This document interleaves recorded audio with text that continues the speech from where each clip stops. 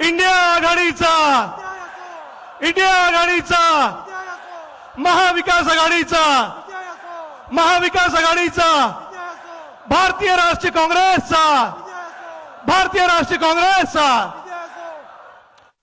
आजच्या या ऐतिहासिक सभेमध्ये आपले सर्वोच्च नेते आदरणीय राहुलजी यांचं व्यासपीठावर आगमन झालं। मी आपला प्रदेश अध्यक्ष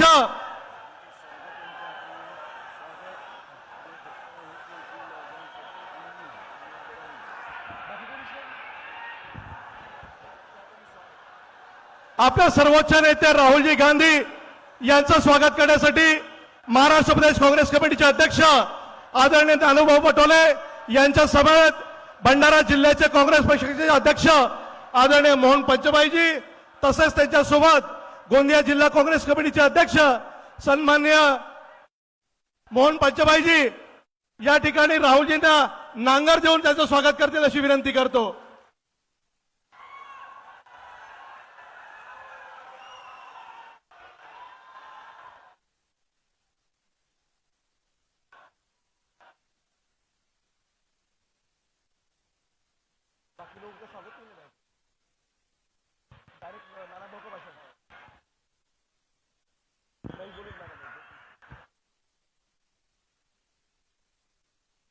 राहुल जी संघर्ष करो, राहुल जी संघर्ष करो। आपल्या सर्वांचे लाडके नेते महाराष्ट्र प्रदेश काँग्रेस कमिटीचे अध्यक्ष सन्माननीय नानाभाऊ पटोलेजी यांचं सुद्धा या ठिकाणी आपल्या जिल्ह्याचे अध्यक्ष मोहन पंचभाईजी स्वागत करतील। राष्ट्रवादी काँग्रेसचे राज्याचे अध्यक्ष या राज्याचे माजी मंत्री आदरणीय जयंतराव पाटील साहेब यांचं देखील या ठिकाणी मोहन पंचभाईजी स्वागत करतील। त्याचप्रमाणे आपल्या राज्याचे ज्येष्ठ नेते विधिमंडळाचे काँग्रेस पक्षाचे नेते आदरणीय बाळासाहेब थोरात यांचं स्वागत सुद्धा या ठिकाणी मोहन पंचभाईजी करतील। सोबत आपल्या राज्याच्या विधानसभेचे विरोधी पक्षनेते आदरणीय वडेट्टीवार साहेब, आपल्या राज्यसभेचे खासदार आदरणीय चंद्रकांत हांडोरे साहेब यांचं देखील या ठिकाणी स्वागत करतील।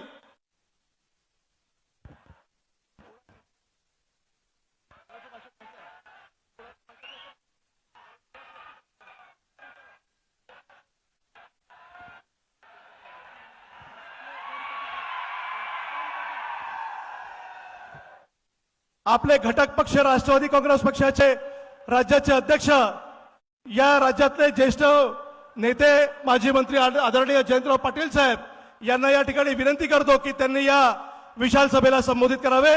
आदरणीय जयंतराव पाटील साहेब।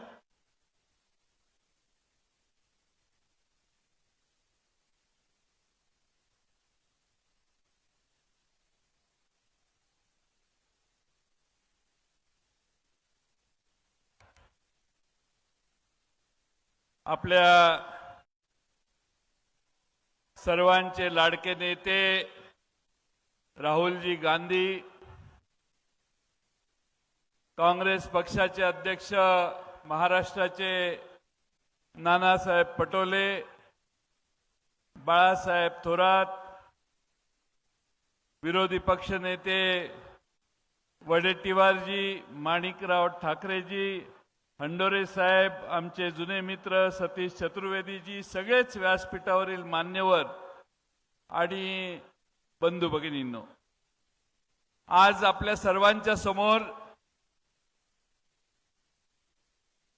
या लोकसभा मतदारसंघातील साऱ्या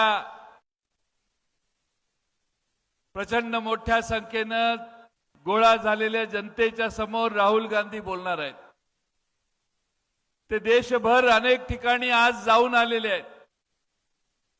त्यांच्या देशातल्या वेगवेगळ्या भागातल्या सभा बघितल्या तर फार मोठ्या प्रमाणात त्यांना देशातल्या जनतेचा प्रतिसाद त्यांना आणि इंडिया आघाडीला मिळायला लागलेला आहे। या देशाने 10 वर्षात जो अनुभव घेतला त्यामधून पुन्हा जुने दिवस आणले पाहिजेत आणि या देशातल्या भरडल्या गेलेल्या जनतेला अन्यायापासून वाचवलं पाहिजे, ही भावना देशभर जागृत झालेली आहे।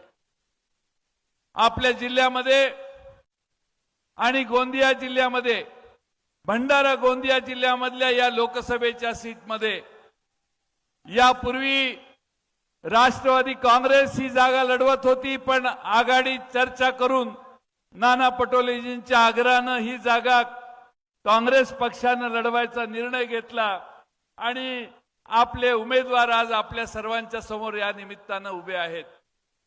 मला खात्री आहे, मी काही ठिकाणी सकाळपासून गेलो, राहुलजींना मी विश्वास देईन की या जिल्ह्यातले आणि शेजारच्या जिल्ह्यातले सगळे सामान्य माणसं सांगतात की यंदा या निवडणुकीत हाताचाच विजय होईल, काँग्रेस पक्षच या ठिकाणी विजय होईल, अशी खात्री सगळेजण द्यायला लागलेले आहेत. आज देशात ही परिस्थिती का निर्माण झाली? मी फार मुद्दे घेणार नाही, पण या गेल्या 10 वर्षात सत्तेत बसणाऱ्या मोदी सरकारने काय काम केलं? 14 सालापासून 23 सालापर्यंत या सगळ्या काळात या देशात 1 लाख लोकांनी, 1 लाख शेतकऱ्यांनी आत्महत्या करून आपली जीवनयात्रा संपवली.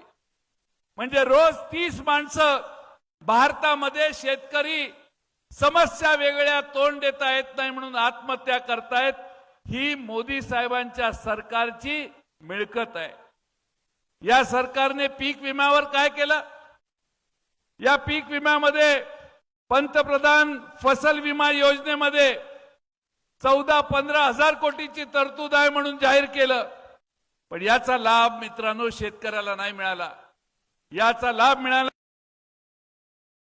खाजगी विमा कंपनींना मिळाला आणि खाजगी विमा कंपन्यांना मिळाला देशातल्या केंद्र सरकारने दिलेल्या पैशातून या देशातल्या सामान्य शेतकऱ्याला विम्याचा कोणताही नुकसान भरपाई मिळाली नाही. दुसऱ्या बाजूनं आपण म्हणतो आपल्यात की बाप नंबरी तो बेटा 10 नंबरी, तसं केंद्र सरकारच्या विमा योजनेप्रमाणे राज्य सरकारने देखील विमा योजना चालू केली आणि पुन्हा विमा कंपन्यांच्याच हातात हजारो कोटी रुपये देण्याचं पाप राज्य सरकारने केलं, पण महाराष्ट्रातल्या शेतकऱ्याला विमा मिळाला नाही.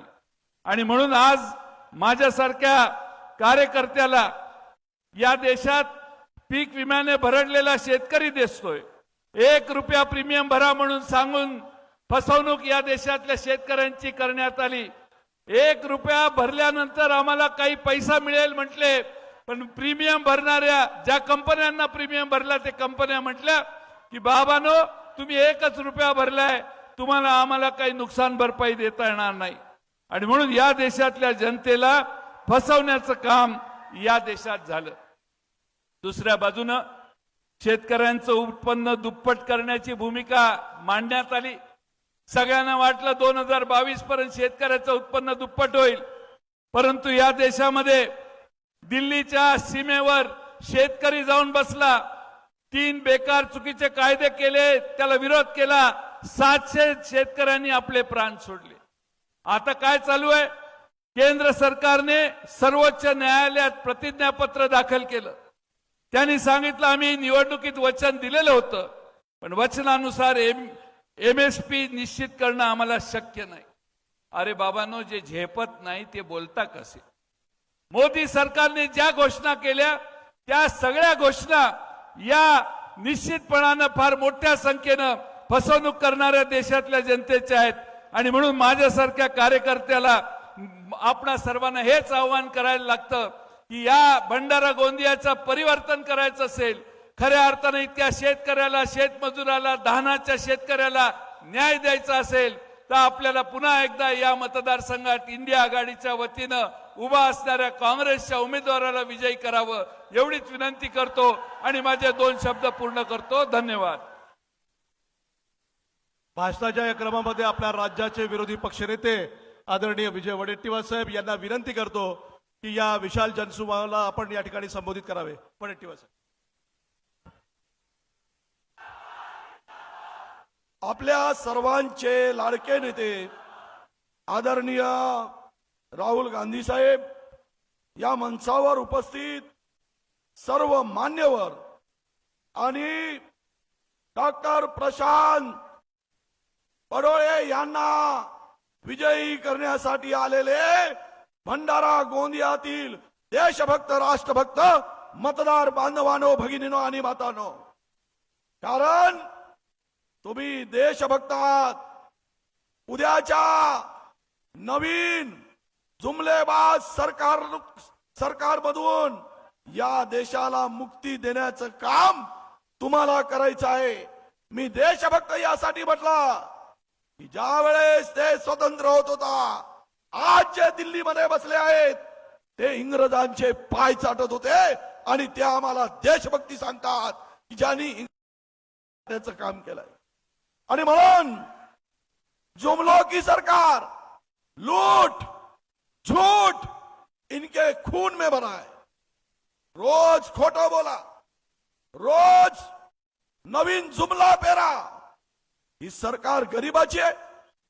अरे ज्या सरकारमध्ये सोन्यावर 3% जीएसटी, आपण हिऱ्यावर 2% जीएसटी आणि ट्रॅक्टरवर अवजारावर 18% जीएसटी, हे शेतकऱ्याचा खुनी सरकार आहे. हे श्रीमंताचं सरकार आहे. आणि म्हणून राहुलजीने सांगितलं आहे, डरो मत. हामी राहुलजीना विश्वास देतोय. राहुल जी आपको हम विश्वास दिलाएंगे. विदर्भ के पहले पेश के 5 जगह कांग्रेस महाविकास आघाड़ी जीतेगी, यह हम विश्वास दिलाते हैं. बेवकूफ बनाने का धंधा उठा लिया इन्होंने. वो स्मृति ईरानी जी आती थी, बहनों कितनी महंगाई बढ़ा दिया. अब कहां गई है? 440 का सिलेंडर महंगा लग रहा था.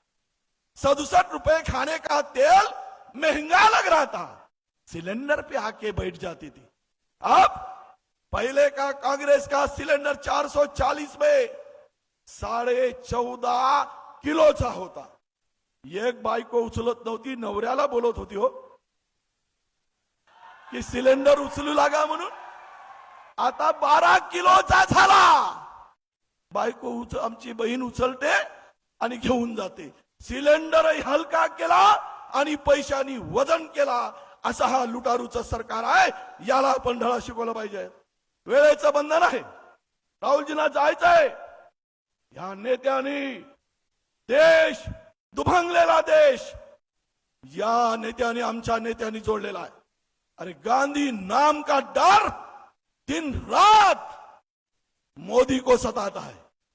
नींद में भी गांधी दिखते हैं, क्योंकि गांधी ने इस देश को बनाया है. गांधी ही देश को आगे ले जा सकता है, यह विश्वास हिंदुस्तान के जनता का है. और आता तुम्हाला एक शेवटचं सांगतो. पहिले 13 मध्ये 3 महिन्याचा इलेक्ट्रिकचा बिल येत होता. 2 बल्ब, 1 पंखा, महिन्याला 400चा बिल येत होता. हे भाजपवाले आलेत आणि 3 महिन्याचं बिल होतं ते महिन्यावर केलं. काल परवा 10% इलेक्ट्रिकचा बिल वाढवला. तेवढेच बल्ब आहेत, तेवढेच पंखे, पण आता बिल 1200चा येतो. ही महागाई आहे की सस्ताई आहे? आता पुन्हा अदानीचा मीटर येत आहे, स्मार्ट मीटर. जसा तुम्ही मोबाईल चार्ज करता तसा तो मोबाईल चार्ज केला संपला की मोबाईल बंद, तसंच होणार आहे उद्या. तो मीटर येईल आणि तो चार्ज संपला का रात्री 12 वाजता लाईट जाईल आणि मग बन्यान काढा आणि अंगणामध्ये येऊन हलवत बसा. ही पाडी तुमच्यावर येईल. तो मीटर गरागरा फिरणार आहे. गरागरा फिराल आणि मग तुम्ही गरागरा फिराल. आणि यासाठी सांगतो, बंदोबस्त करा. ये ऐसे जुमलेबाज है. शेवटचा एक शेर सांगतो. सरकार अवाम को ऐसा बेवकूफ बनाई है. सरकार अवाम को ऐसी बेवकूफ बना रही है. आंखें निकाली जा रही और चश्मा दान किया जा रहा है. ऐसे सरकार को हटाओ और कांग्रेस को लाओ, महाविकास आघाडी को लाओ अशी विनंती करतो. 2 नंबरवर पंजा आहे, 1 नंबरवर पापी आहे. 2 नंबरवर पंजा, 1 नंबरवर पापी. 2 नंबरची आमच्या प्रशांतची पंजाची बटन दाबून प्रचंड बहुमताने विजय करा. नाना भाऊ, बाळासाहेब, सर्व आमच्या लोकांचे हात मजबूत करा आणि राहुलजींना सांगा की हा देश राहुलजी आपके साथ है. विजयाची मुहूर्त या भंडारा गोंदियातून आपण सुरुवात करावी अशी विनंती करतो आणि माझ्या शब्दाला विराम देतो. धन्यवाद. जय हिंद, जय महाराष्ट्र, जय सेवा, सलाम वालेकुम, जय भीम, राम राम. राज्याच्या काँग्रेस पक्षाच्या विधिमंडळाचे नेते आदरणीय बाळासाहेब थोरात साहेब.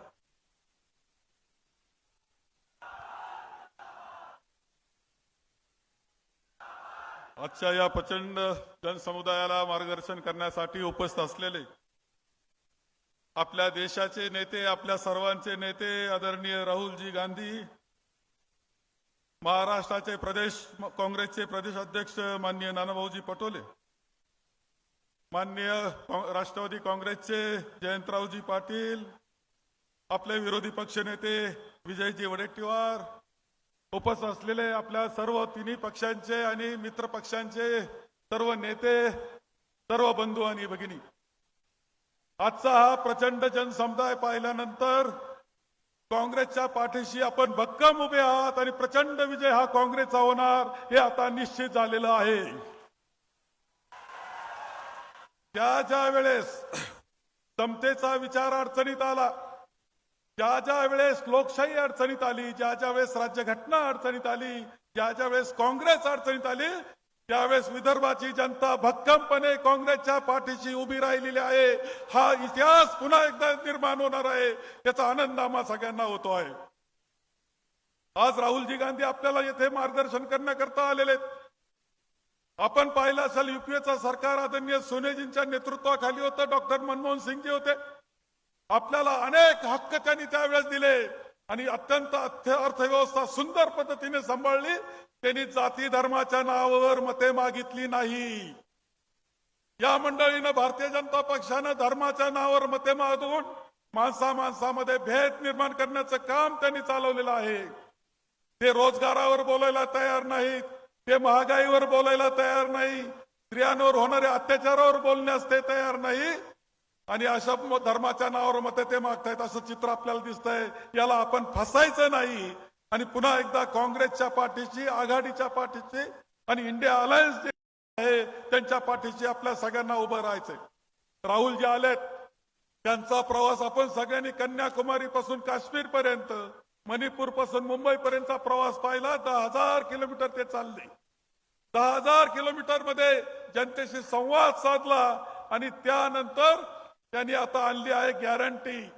जे आपल्याला पाहिजे ते धर्माच्या नावावर मतं मागत नाही, तर सर्वसामान्य माणसाला केंद्रीभूत मानून त्याचं जीवन चांगलं कसं होईल याकरता त्यांनी गॅरंटी आणलेल्या आहेत आणि हा हक्क आहे आपला. गॅरंटी ते देत आहेत आणि त्यामधून सर्वसामान्याच्या जीवनामध्ये आनंद निर्माण होणार आहे. त्याकरता आपण राहुलजींच्या पाठीशी राहायचंय, आघाडीच्या पाठीशी राहायचंय.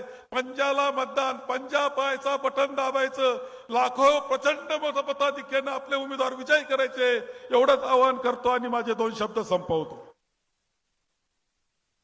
यानंतर महाराष्ट्र प्रदेश काँग्रेस कमिटीचे अध्यक्ष, आपल्या सर्वांचे लाडके नेते आदरणीय नानाभाऊ आपल्या सर्वांना संबोधित करतील. आदरणीय नानाभाऊ.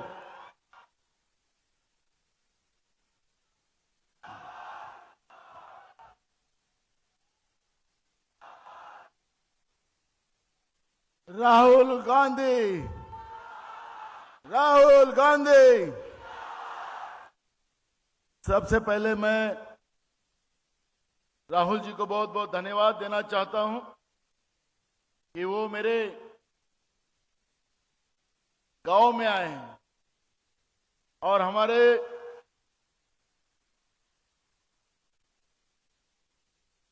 हमारे इस क्षेत्र में आकर आपका जो जनता का प्यार है वो राहुल जी को देखने मिल रहा है और इसलिए मैं राहुल जी को धन्यवाद करता हूं। और एक बात मैं राहुल जी को बोलना चाहता हूं कि हमारे यहां पर बैकवर्ड यानी ओबीसी के लोग बड़े पैमाने में हैं, शेड्यूल कास्ट, आदिवासी और एंटी विजेंटी के लोग ज्यादा हैं और ऐसे इस क्षेत्र में आपने और पूरे देश की जनता को आपने जो सेंसस करने की बात की है, जनगणना करने की बात की है, लोगों का आर्थिक सर्वेक्षण करने की बात की है, उसके लिए मेरे क्षेत्र की तरफ से और महाराष्ट्र की जनता की तरफ से मैं आपका धन्यवाद करता हूं, जो आपने इस मैनिफेस्टो में उस बात को कहा है। मैं इस क्षेत्र में राहुल जी, किसान बड़े पैमाने में रहते हैं, हाथ पे खाने वाले, कमाने वाले लोग बड़े पैमाने में रहते हैं, युवाओं की तादाद भी हमारे यहाँ पे बहुत है। जो आपने मैनिफेस्टो हमको दिया है उसमें युवाओं को भी न्याय देने की बात की है, महिलाओं को भी न्याय देने की बात की है, किसान को भी न्याय देने की बात की है और श्रमिकों को भी न्याय देने की बात की है और भागीदारी न्याय की बात की है। जल जमीन जंगल किसी अंदानी का नहीं है, आपका अधिकार आपको देने की बात भी आपने भागीदारी न्याय योजना में दी है। मैं इसलिए आपको धन्यवाद देते हुए यही कहूंगा कि आप हमारे यहां के लोगों को आपका मार्गदर्शन बड़े पैमाने में मिले, और इसलिए मैं ज्यादा ना बोलता हूं, मैं तो आपके सामने, मैं आपल्या समोर रोज बोलतो, त्यामुळे मी इथं जास्त न बोलता राहुल गांधीजींना या ठिकाणी बोलण्याची संधी देतो आहे, पण आपण राहुलजींचं जोरात स्वागत टाळ्यांनी करावं असं आवाहन करतो आणि माझे 2 शब्द पूर्ण करतो। हम सबके लाडले नेता आदरणीय राहुल जी अभी आप हमको संबोधित करेंगे।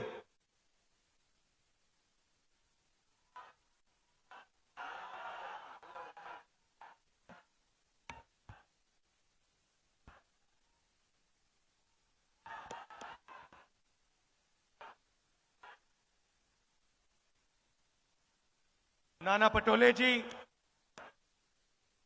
बाला साहब थोराट जी,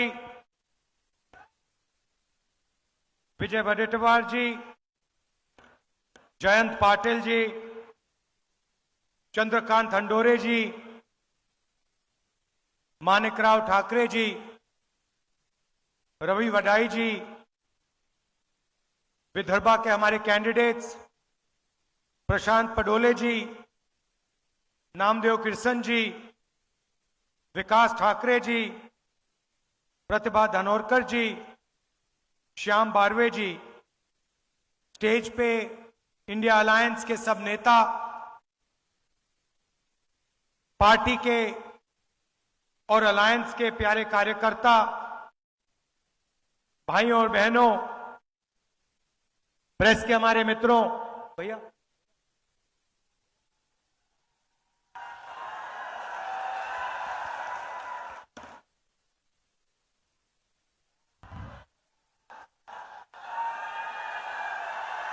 आप सबका यहां बहुत स्वागत। ये आपने हमारा मैनिफेस्टो देखा है,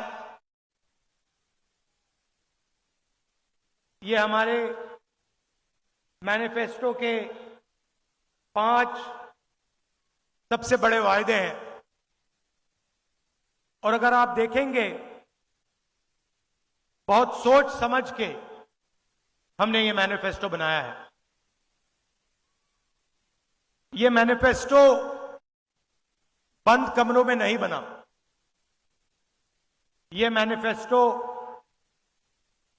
हजारों लोगों से बातचीत करके, किसानों से मिलकर,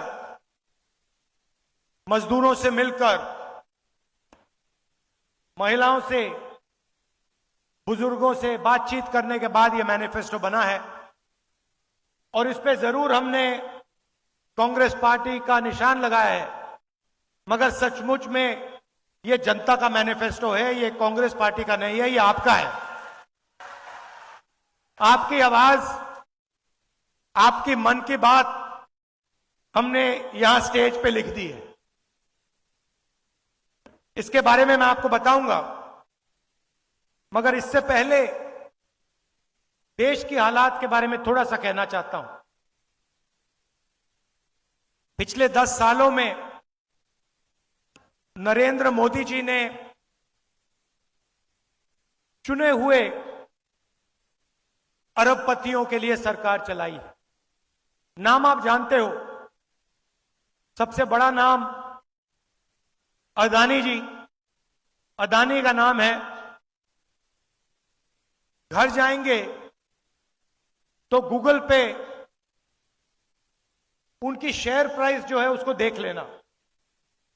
जिस दिन नरेंद्र मोदी की सरकार आती है उस दिन के बाद अदानी की शेयर प्राइस बढ़ती जाती है, बढ़ती जाती है, बढ़ती जाती है। और पूरा देश जानता है कि इसको नरेंद्र मोदी की सरकार कहा जाता है, मगर सचमुच में यह अदानी की सरकार है।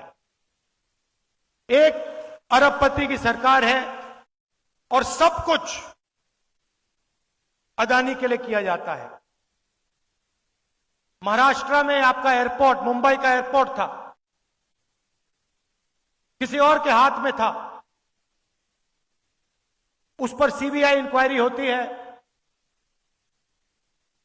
दबाव लगाया जाता है, धमकाया जाता है और जादू से कुछ ही दिन बाद वो एयरपोर्ट अदानी जी के हवाले कर देता है।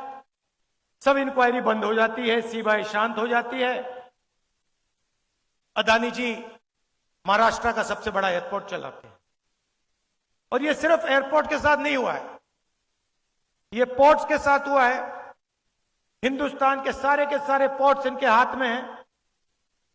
इंफ्रास्ट्रक्चर के साथ हुआ है, पुल बनते हैं, सड़कें बनती हैं, फायदा उन्हीं को जाता है। खदान उनकी, कोयला उनका, सोलर पावर उनका, विंड पावर उनका, बिजली उनकी, सारा का सारा अदानी जी के लिए। और 5-10 और होंगे। इससे हुआ क्या कि आज हिंदुस्तान में 22 ऐसे लोग हैं, 22, सिर्फ 22, जिनके पास उतना ही धन है जितना हिंदुस्तान के 70 करोड़ लोगों के पास। मतलब देखिए, 22 लोग, पहली लाइन में 22 लोग बैठे हैं। आप सोचिए, इतने लोगों के पास उतना ही धन है जितना हिंदुस्तान के 50% आबादी के हाथ में है। और 24 घंटा नरेंद्र मोदी जी कभी धर्म की बात करेंगे,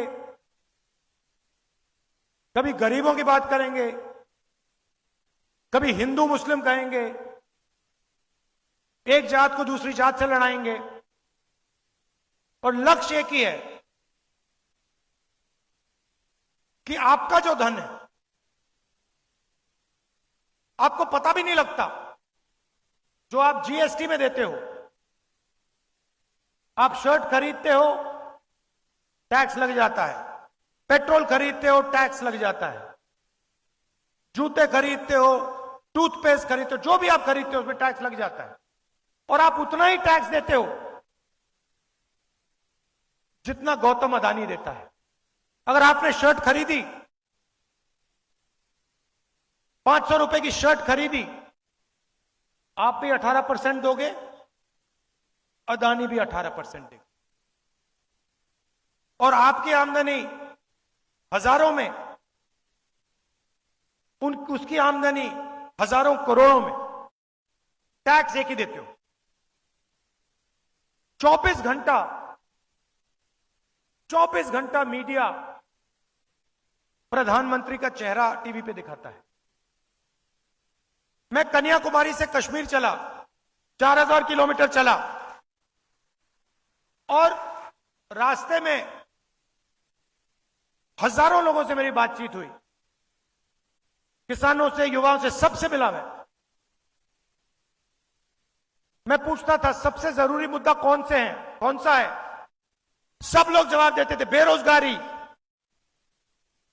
बेरोजगारी, महंगाई, किसान को सही दाम नहीं मिलते। गरीबों की इस देश में कोई भागीदारी नहीं, ये मुद्दे थे। और आप 24 घंटा टीवी देखो, ना आपको बेरोजगारी के बारे में बताएंगे, ना आपको महंगाई के बारे में बताएंगे, आपको कोई किसान नहीं दिखेगा, कोई मजदूर नहीं दिखेगा। आपको बॉलीवुड के स्टार दिख जाएंगे आगे पीछे नाचते हुए, आपको क्रिकेटर दिख जाएंगे, आपको नरेंद्र मोदी जी दिख जाएंगे। कभी वो आपको समुद्र के नीचे दिखेंगे पूजा करते हुए।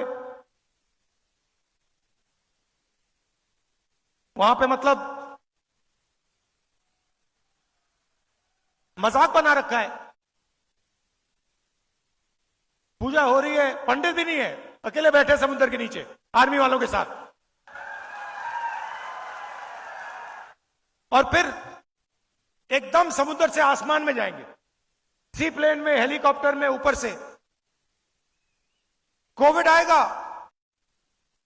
लाशों के ढेर पड़े हुए हैं,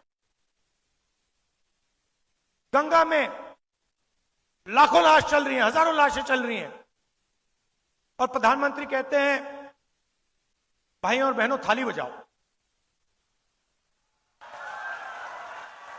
नहीं, और मीडिया कहता है देखो प्रधानमंत्री ने क्या गजब की बात बोली है, कमाल कर दिया।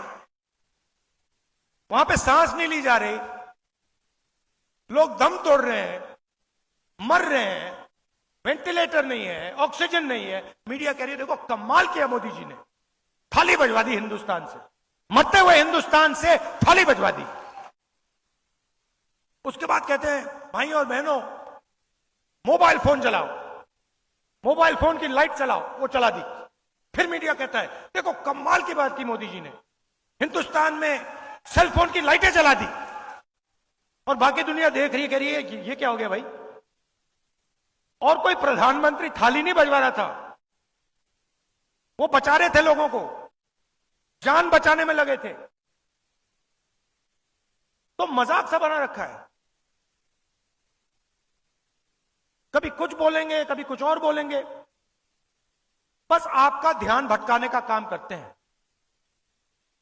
आप उनका भाषण सुनो, ध्यान से सुनो। उनका काम आपके ध्यान को इधर उधर ले जाने का है। अदानी जी का काम आपका धन आपके जेब में से निकालने का है। नरेंद्र मोदी जी कहते हैं मैं ओबीसी हूं। ठीक है, आप ओबीसी हैं, तो ओबीसी के सामने, पिछड़े वर्ग के सामने एक सबसे बड़ा सवाल है। इस देश में पिछड़े वर्ग के कितने लोग हैं? कोई कहता है 50% है, कोई कहता है 55% है, कोई जानता ही नहीं है। मगर मैं आपको एक बात कह सकता हूं, जितनी आपकी आबादी है उतनी आपकी भागीदारी इस देश में है ही नहीं। यह मैं गारंटी कह सकता हूं। जितनी आबादी आदिवासी की है उतनी भागीदारी आपकी नहीं है। जितने इस देश में दलित हैं उनकी भागीदारी नहीं है। मीडिया की लिस्ट निकालो,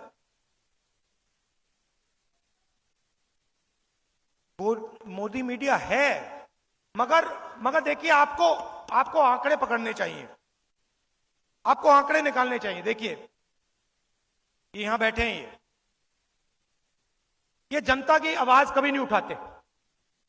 मैं इनके सामने बोल रहा हूं, इनकी गलती नहीं है, ये जूनियर लोग हैं, इनको गुलाम बना के रखा हुआ है वहां पे, ये कुछ नहीं कर सकते, इनको ऑर्डर आता है। इन बेचारों को सैलरी लेनी है, बच्चे पालने हैं, इनकी गलती नहीं है, पीछे से ऑर्डर आता है। मगर आप इनकी लिस्ट निकालिए, हिंदुस्तान के मीडिया के मालिकों की लिस्ट निकालिए, इनकी सीनियर मैनेजमेंट की लिस्ट निकालिए।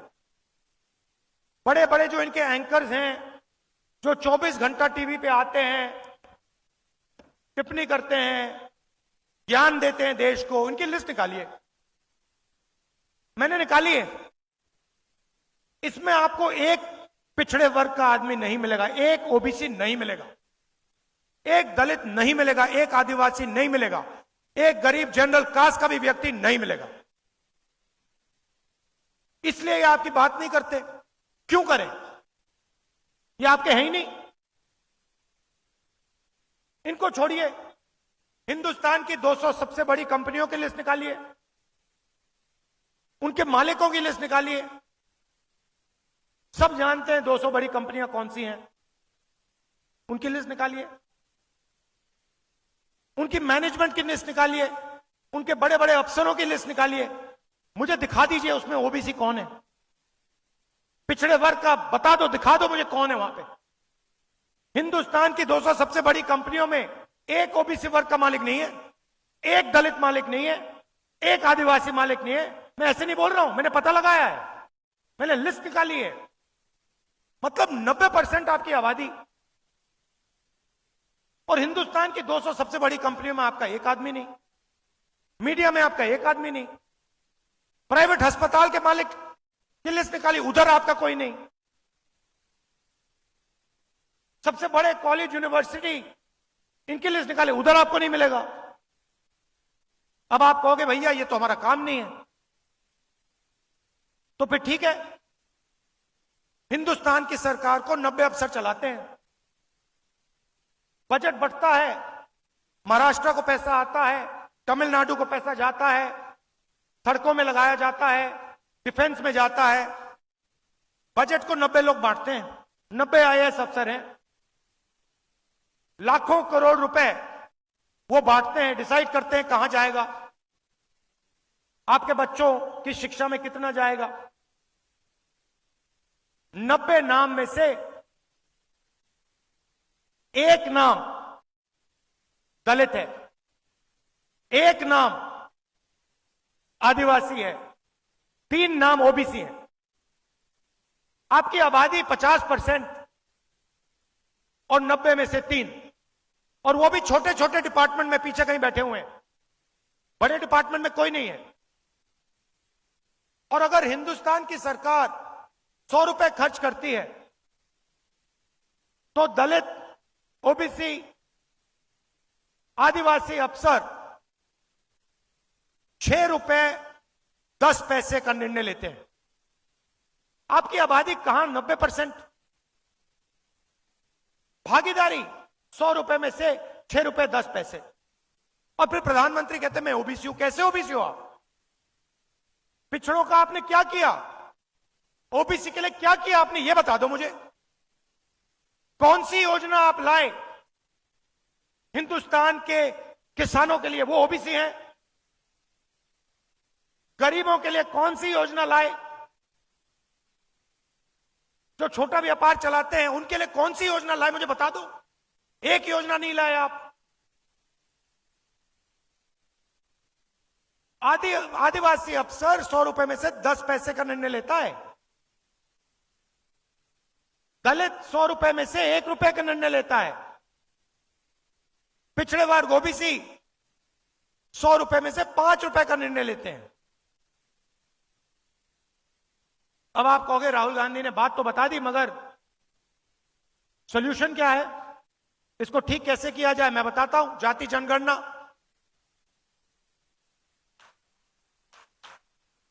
किसी को चोट लगती है, सबसे पहले डॉक्टर कहता है भैया एक्सरे करो, 1 मिनट में पता लग जाता है। तो हमारा पहला वायदा सरकार बनने के एकदम बाद जाति जनगणना, इकोनॉमिक सर्वे,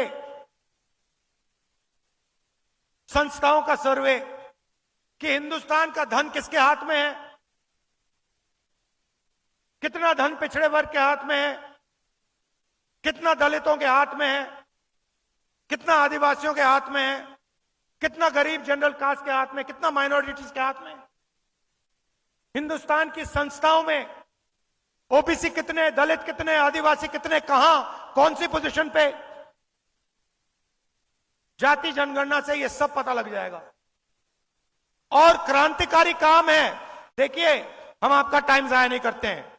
कांग्रेस पार्टी आजादी के लिए लड़ी, हरी क्रांति, सफेद क्रांति, कंप्यूटर रेवोल्यूशन, बैंक नेशनलाइजेशन, ये काम हम करते हैं आपके लिए, आपके साथ मिलके। तो ये क्रांतिकारी काम है। इसके बाद दूध का दूध, पानी का पानी हो जाएगा, सबको पता लग जाएगा भागीदारी किसकी है, कितनी है, कहां है। तो ये पहला कदम है। दूसरा कदम, यहां पे महिलाएं आई हैं। आप देश के भविष्य की देखभाल करती हो और आप डबल काम करती हो। आप जॉब भी करती हो और आप घर भी चलाती हो, बच्चों की भी देखभाल करती हो। करती हो नहीं करती हो? मगर इसके लिए आपको कभी सही कॉम्पेंसेशन नहीं दिया गया। सही बात है ना? आप जाके जॉब करते हो, आप पुरुष हो, आप जाके जॉब करते हो, आपको सैलरी मिलती है। आपकी बीवी घर में काम करती है, वो भी जॉब करती है, जॉब के लिए उसको सैलरी मिलती है, मगर जो घर में काम करती है उसके लिए उसको कुछ नहीं मिलता। तो आपको मिलता है, मगर ये डबल काम करती है, इनको डबल पैसा नहीं मिलता। तो ये बातचीत हमने कांग्रेस पार्टी में की और हमने निर्णय लिया कि देखिए, जो महिलाएं हिंदुस्तान के भविष्य के देखभाल कर रही हैं,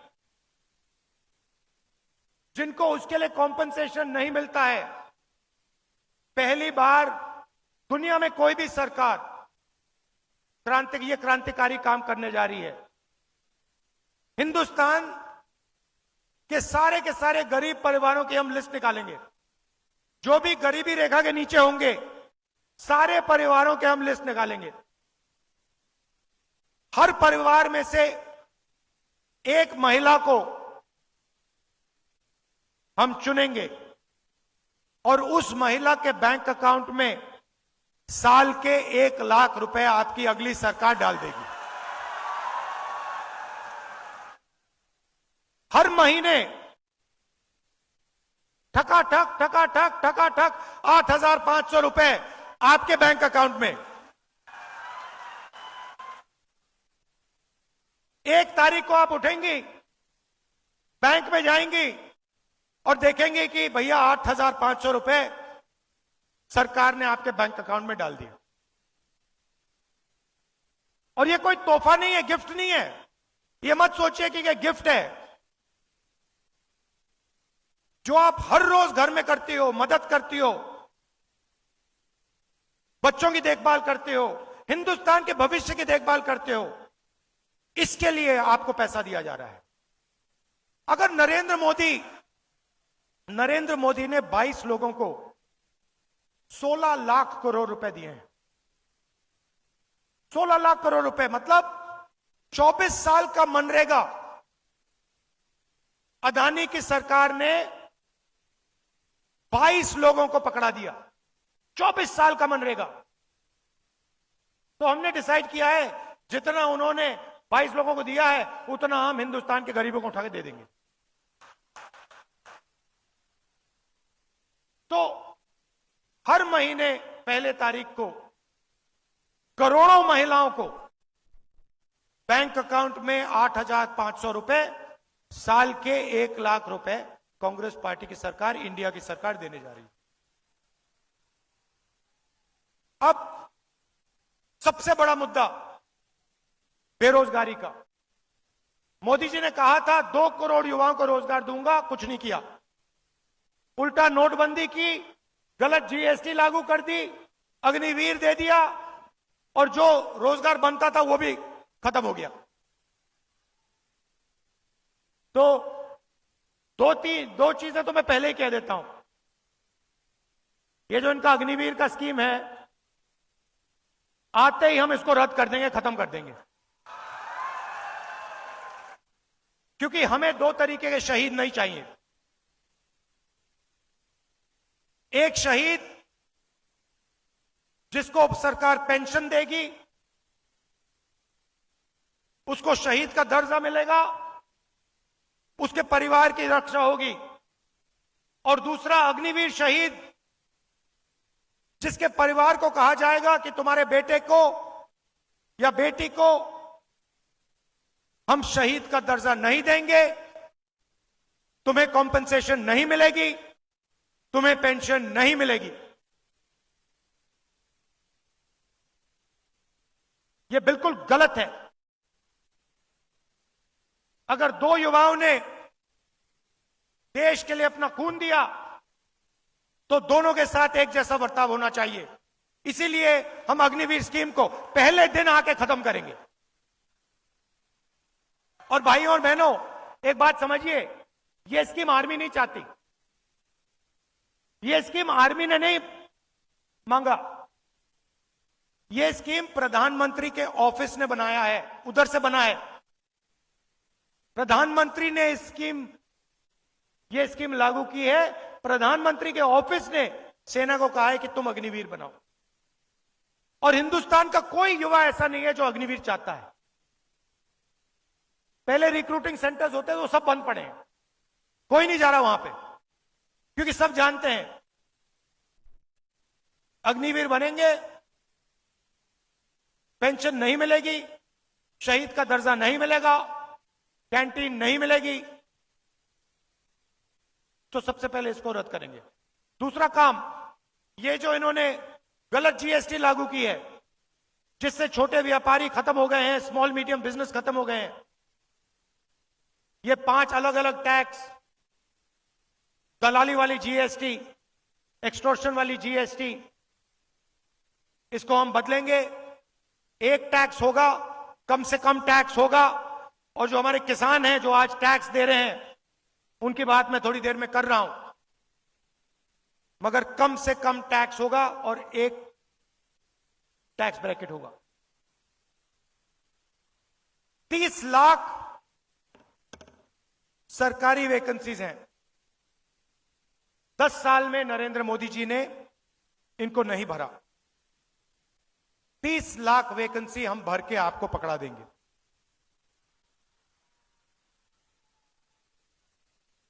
गरीब घर के बेटे बेटियां बेरोजगार हैं। अमीर घर के बेटे जब जॉब मार्केट में जाते हैं, वो अप्रेंटिसशिप करते हैं। अप्रेंटिसशिप अंग्रेजी शब्द है, मगर इसका मतलब कि उनका 6 महीने का,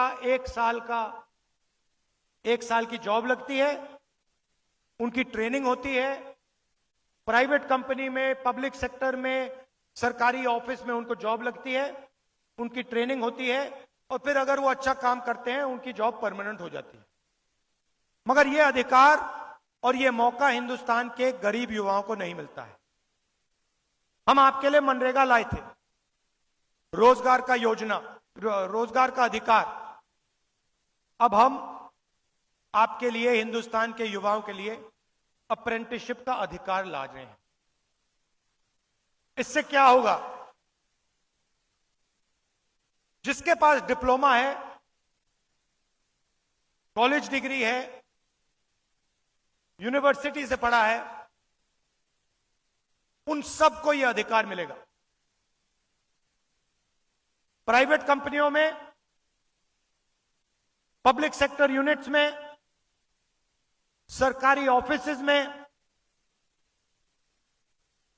इन सबको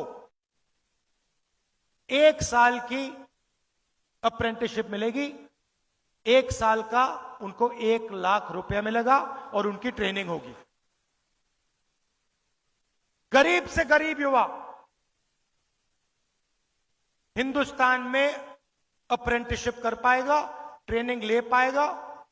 1 साल में 1 लाख रुपए उसके जेब में आएंगे, बैंक अकाउंट में आएंगे, और फिर उसके बाद अगर वो अच्छी तरह काम करेगा तो उसकी नौकरी परमानेंट हो जाएगी।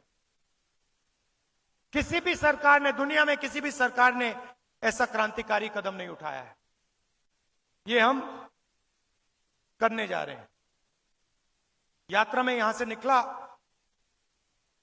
बहुत सारे युवाओं ने कहा हम पढ़ाई करते हैं, एग्जाम से एक दिन पहले पेपर लीक हो जाता है, बेईमान लोग फायदा उठा जाते हैं, हम देखते रह जाते हैं। तो हम एक नया कानून लाएंगे, पेपर लीक के खिलाफ कानून, सख्त कार्रवाई होगी और जो भी पेपर लीक करवाएंगे उनको हम जेल में डाल देंगे। और आजकल जो फैशन बनाया है मोदी जी ने कि प्राइवेट संस्थाएं, प्राइवेट कंपनीज एग्जाम दिलवा रही हैं, इसको हम बंद करेंगे। कोई प्राइवेट कंपनी एग्जाम नहीं दिलवाएगी, सरकार एग्जाम दिलवाएगी, सरकार एग्जाम मार्किंग करेगी, टेस्टिंग करेगी। मैंने किसानों की बात की, पूरे देश में किसान उदास है, डरा हुआ है, और किसान, किसी भी किसान से बात करो दो चीजें कहता है। एक सवाल कि राहुल जी, अरबपतियों का कर्जा माफ हो जाता है, उनके पास पैसे की कोई कमी नहीं है, मगर हमारा कभी कर्जा माफ नहीं होता, क्यों नहीं? और दूसरा, प्राइवेट कंपनियों को उनके प्रोडक्ट के लिए सही दाम मिलता है, मगर हिंदुस्तान के किसान को सही दाम कभी नहीं मिलता, क्यों? ये दो सवाल हजारों किसानों ने मुझसे पूछे, यात्रा में पूछे, हर रोज, राहुल जी ये क्यों हो रहा है? तो मैं उन किसानों से कहना चाहता हूं, हमारी सरकार आएगी तो ये नहीं होगा। सबसे पहले जैसे हमने आपका कर्जा माफ किया था, हम फिर से हिंदुस्तान के किसानों का कर्जा माफ करेंगे।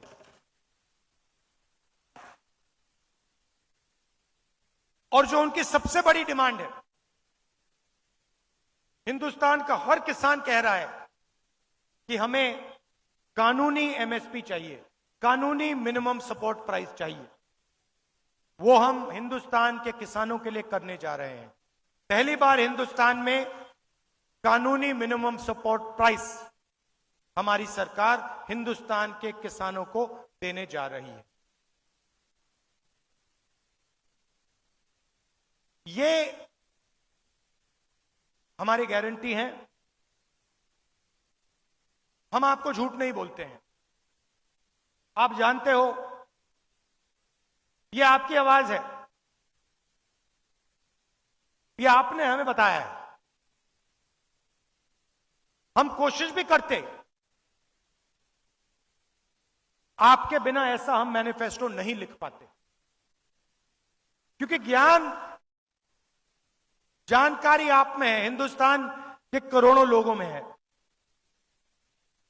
तो हम आपकी सरकार चलाएंगे, हम अदानी की सरकार नहीं चलाएंगे। हम किसानों की, मजदूरों की, छोटे व्यापारियों की सरकार चलाएंगे।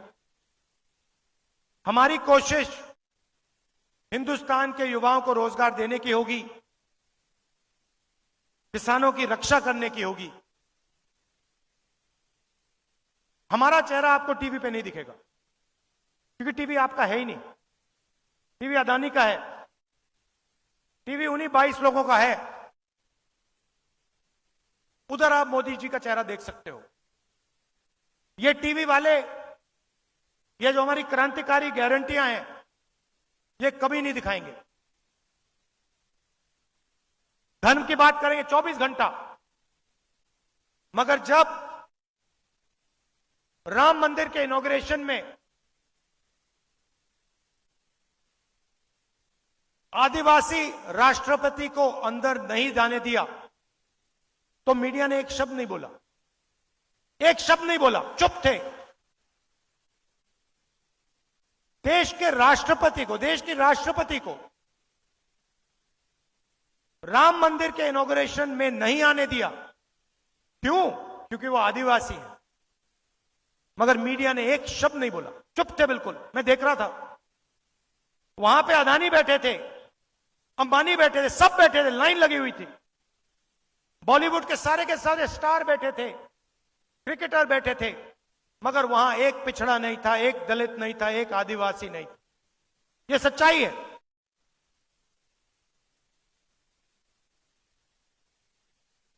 और इन 5 में से हिंदुस्तान के लिए सबसे जरूरी, हिंदुस्तान के भविष्य के लिए सबसे जरूरी जाति जनगणना है। क्योंकि इससे जो आपके साथ धोखा हो रहा है, जो आपको झूठ बोला जा रहा है, वो सबके सामने आ जाएगा। प्रधानमंत्री कहते हैं कि ओबीसी की सरकार है, गरीबों की सरकार है। नहीं, गरीबों की नहीं है, ओबीसी की नहीं है, दलितों की नहीं है, आदिवासियों की नहीं है, गरीब जनरल कास्ट की नहीं है, 22-25 लोगों की है। हमारी सरकार ये 5 काम आपके लिए करके, गारंटी करके मैं यहां कह रहा हूं, ये हम आपके लिए करके दिखा देंगे। आप सब आए, इसके लिए आप सबको दिल से धन्यवाद। नमस्कार, जय हिंद।